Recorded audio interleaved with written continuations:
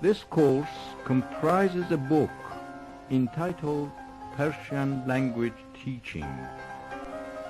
In Persian آموزش زبان فارسی.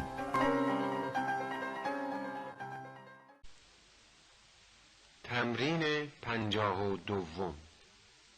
بشنوید و تکرار کنید. پوشیدن، زدن، بستن. کفش‌هایش را پوشید و با عجله از خانه بیرون رفت. دارم لباسهایم را می پوشم. چرا این حیوان بیچاره را میزنید؟ جمشید مشغول چه کاریه؟ داره چمدونش رو میبنده چون فردا مسافره. آهسته به در زدم و به داخل اتاق رفتم. چه عطر خوشبویی زده اید.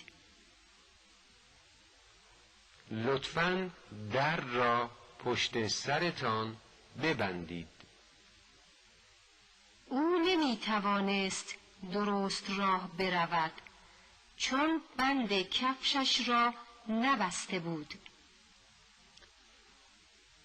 زمین پوشیده از برف بود و باد سردی می آمد.